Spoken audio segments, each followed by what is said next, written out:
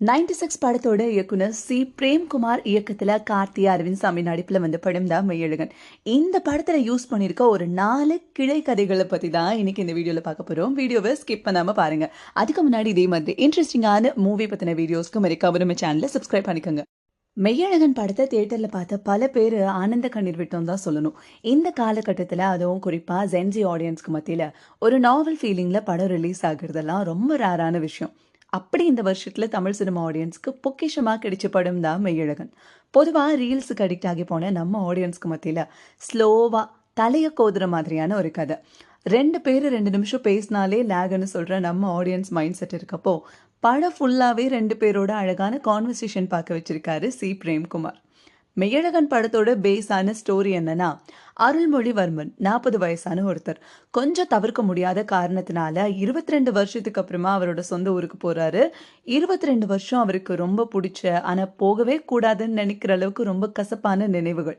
அந்த ஊருக்கு போறப்போ அங்க உள்ள ஒருத்தர் அருள்மொழிவர்மனோட வாழ்க்கையை எவ்வளவு அழகா மாத்துறாரு அப்படிங்கிறது தான் இந்த படத்தோட கதை. இந்த கதையை எடுத்துக்கிட்டு இந்த மெயின் கதைக்கு நடுவில் ஒரு 4 கிளை கதைகளை கூட சேர்த்து சி பிரேம்குமார் நம்ம எல்லாருக்குள்ளேயும் ரொம்ப ஆழமா பொதிஞ்சு போய் கிடந்த நம்ம ஹியூமன் எமோஷன்ஸை ஒரு படம் மூலியமா வெளியே கொண்டு வந்திருக்காருன்னே சொல்லலாம். சரி வாங்க, இந்த படத்துல யூஸ் பண்ணிருக்க அந்த 4 கிளை கதைகளை ஒன்னொன்னா பார்க்கலாம். இந்த கிளை கதைகள் வரிசையில வாழ்ந்த வீட்டை இழக்கிறது தீராத துயரம்.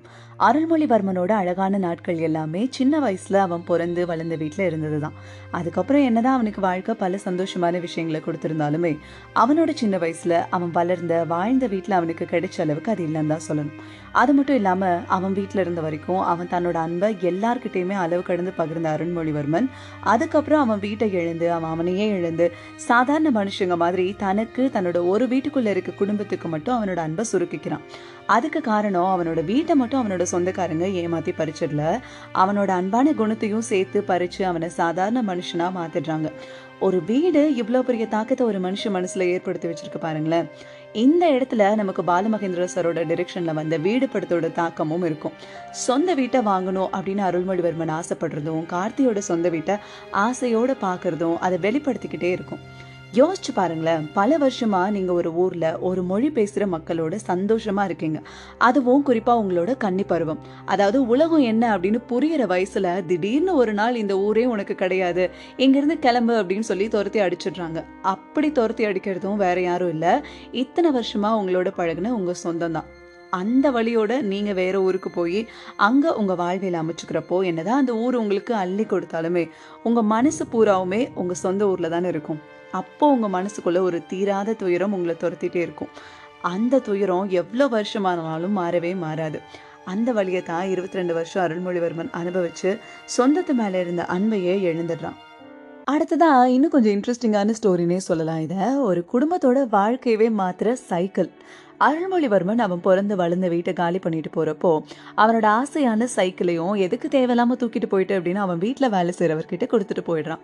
அந்த வீட்டுல வேலை செய்யறவர் அவரோட வீட்டுக்கு அந்த சைக்கிளை எடுத்துட்டு போறாரு. அது வரைக்கும் நடந்து புடவை வித்துட்டு இருந்த அவரு அந்த சைக்கிள் கிடைச்சதுக்கு அப்புறமா சைக்கிள் மூலமா விற்க ஆரம்பிக்கிறாரு. அதனால அவரால் நிறைய புடவையும் விற்க முடியுது. அதுல இருந்து வர காசை வச்சு அவரோட 2 பசங்களையும் நல்லா படிக்க வைக்கவும் முடியுது.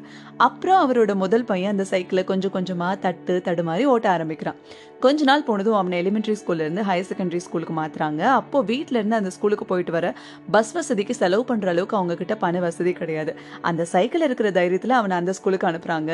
அவனும் அந்த சைக்கிள் எடுத்துட்டு ஸ்கூலுக்கு போறான், படிக்கிறான். கொஞ்ச நாளைக்கு அப்புறமா அவன் தம்பியையும் ஸ்கூலுக்கு கூட்டிட்டு போறான்.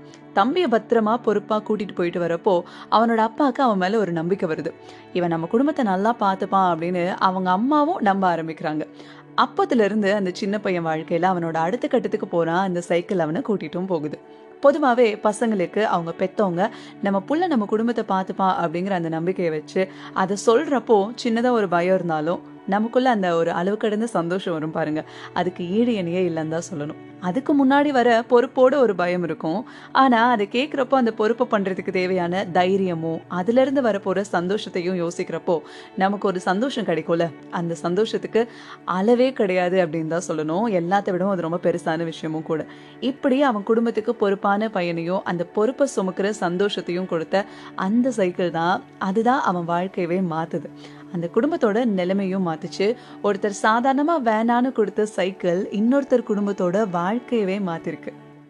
இழந்த ஆசைக்கு அப்புறமா கிடைக்கிறது ஏமாற்றம். இதுதான் அடுத்த ஸ்டோரி. வீட்டை இழந்த அருள்மொழிவர்மன் ஊரை விட்டு போய் அவன் சித்தப்பா பொண்ணோட கல்யாணத்துக்கு அவ சொந்த ஊருக்கு போயே ஆகணுங்கிற கட்டாயத்தினால தங்கச்சி கல்யாணம் நடக்கிற கல்யாண மண்டபத்துக்கு போய் யார் முகத்திலயும் முழிக்காம ஒரு இடத்துல அமைதியா உட்காந்துடுறாரு. அப்போ அவரை பார்த்து முதல் ஆளா வந்து பேசுறது அவரோட முறை பொண்ணுதான். அப்ப அருள்மொழிவர்மனை பல வருஷத்துக்கு அப்புறமா அவரோட முறை பொண்ணு பார்த்து சந்தோஷத்துல பேசுறப்போ வழக்கமான விஷயங்களை அதுவரை பேசிட்டு இருக்காங்க. அருள்மொழிவர்மன், சரி நீ எப்படி இருக்கேன்னு சொல்லு அப்படின்னு முறை பொண்ணு லதா கிட்ட கேட்குறப்போ அவங்க முகத்துல ஒரு சோகம் ஆரம்பிக்குது. ஒரு இழந்த சோகத்தோட இருக்கேன், அதான் பாக்குறியே அப்படின்னு சொல்லிட்டு அவங்களோட புருஷன் ஒரு குடிகாரன் ஒரு பிசினஸா ஆரம்பிச்சு லாஸ் ஆகிறதையும் சொல்லி வருத்தப்படுறாங்க. நான் பேசாம உன்னையவே கல்யாணம் பண்ணியிருக்கலாம், ஊரே என் அப்பா கிட்ட சொல்லிச்சு அருள்மொழிவர்மனை கல்யாணம் பண்ணி வைக்க சொல்லி. ஆனா என் அப்பா சென்னையில போய் என் பொண்ணு எப்படி இருப்பா அப்படின்னு இங்க சொந்த ஊர்ல இருக்க ஒருத்தனுக்கு கல்யாணம் பண்ணி வச்சு அவளை கண்ணுக்கு முன்னாடி பாத்துக்கணும்னு சொன்னாரு. ஆனா கண்ணு முன்னாடியே நான் சோகமா இருக்கேன்னு சொல்லி ஃபீல் பண்றான்.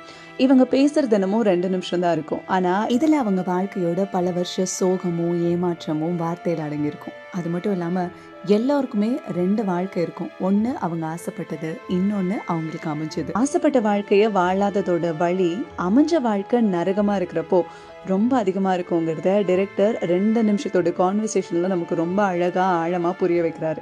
அதுக்கு சாட்சி தான் அவரோட முதுக அவங்க தொட்டுட்டு போற ஏக்கம். என் கடைசியா இந்த கிளைக்கதைகள் வரிசையில ஒரு மாடும் அதோட உரிமையாளருங்கிற இந்த கதை. மெய்யழகனுக்கு ஒரு சின்ன ஜல்லிக்கட்டு காலை ஒரு சந்தையில கிடைக்குது. அதை எடுத்துட்டு வந்து அவன் ரொம்ப பாசமா வளர்க்குறான். அது கொஞ்சம் வளர்ந்ததுக்கு அப்புறமா தான் அவனுக்கு தெரியுது அது சாதாரண காலை இல்ல, பல பந்தயங்கள் அடிக்க போற முரட்டு காளைன்னு. மெய்யழகன் அந்த காளையை வளர்க்குறப்போ அவனுக்கு கிடைக்கிற சந்தோஷமே தனி. அது அவனுக்கு ஒரு கெத்தா உணர்றான். அவனுக்கு அந்த மாடு கிட்ட போறப்பெல்லாம் அவனுக்குள்ள இது என்னோட முரட்டு காலை அப்படிங்கிற ஒரு கர்வம் இருந்துட்டே இருக்கும். அப்படிதான் ஒரு தடவை அருள்மொழிவர்மனை ஃபர்ஸ்ட் டைம் அந்த மாடு கிட்ட கூட்டிட்டு போய் அதை காட்டுறப்ப கூட அவன் முகத்துல அவ்வளோ ஒரு பெருமை தெரியும். அப்படி நேசிச்சு வளர்த்த அந்த ஜல்லிக்கட்டு காலை பல ஜல்லிக்கட்டு ஜெயிச்சுக்கிட்டே இருக்கு. அப்போ திடீர்னு ஜல்லிக்கட்டை விளையாடவே முடியாது அப்படின்ற மாதிரி அரசாங்கம் ஜல்லிக்கட்டை தடை பண்ணிடுது.